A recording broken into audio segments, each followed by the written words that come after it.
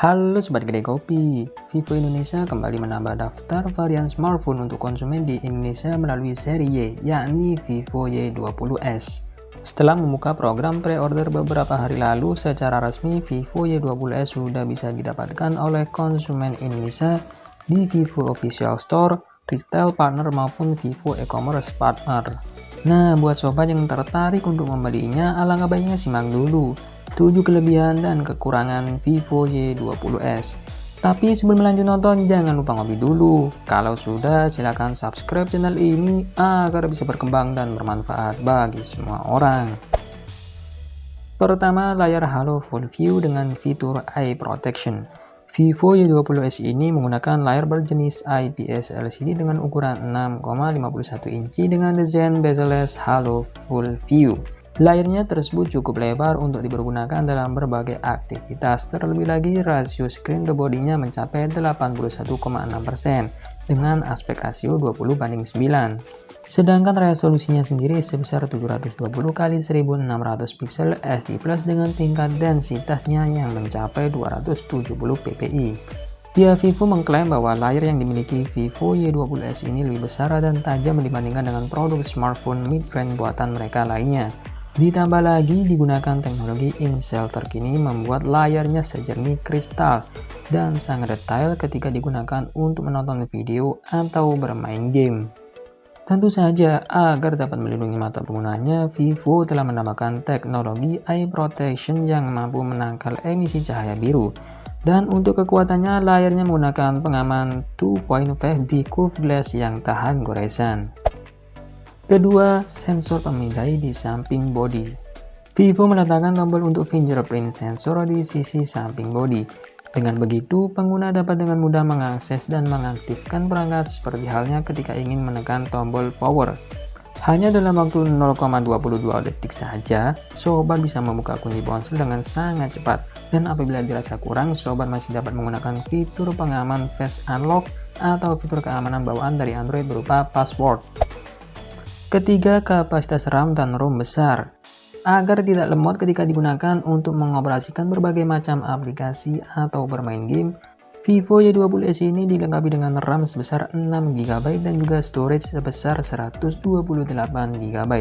Sobat pun masih dapat menambahkannya sampai dengan 256GB menggunakan microSD.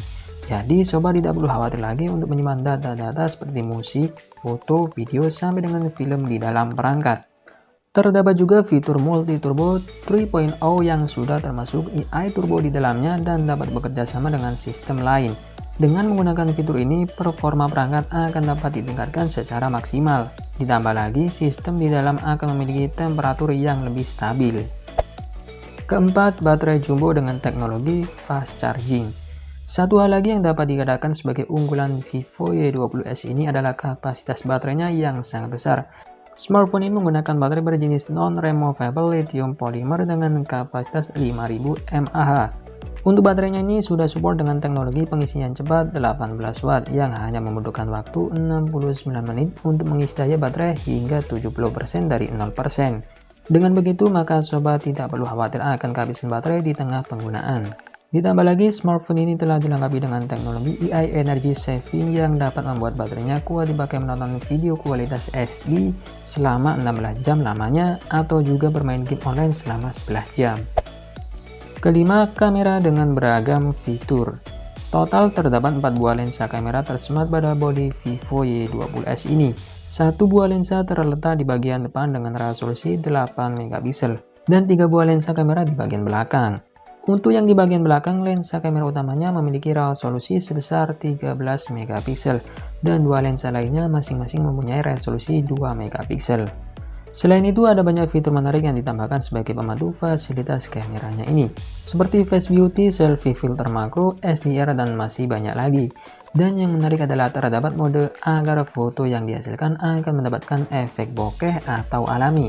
Fitur tersebut dimiliki baik oleh lensa bagian depan atau lensa utamanya. Selain kelebihan-kelebihan tadi, tentunya Vivo Y20s punya beberapa kekurangan yang perlu sobat pertimbangkan sebelum membelinya. Apa sajakah itu? Pertama, layar belum AMOLED.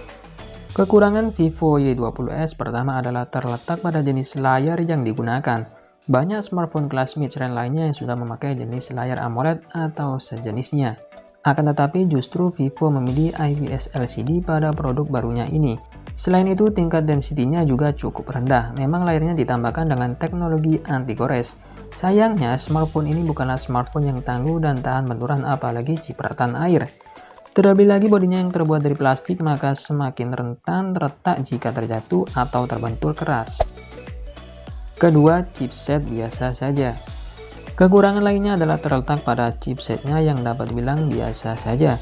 Jika rata-rata smartphone saat ini sudah menggunakan chipset minimal Qualcomm Snapdragon seri 600 ke atas, justru Vivo Y20s ini masih memakai Qualcomm Snapdragon 460. Semoga info singkat tadi bisa bermanfaat, dan seperti biasa saya admin Grekopi pamit undur diri. Sampai ketemu lagi di video menarik berikutnya. Bye!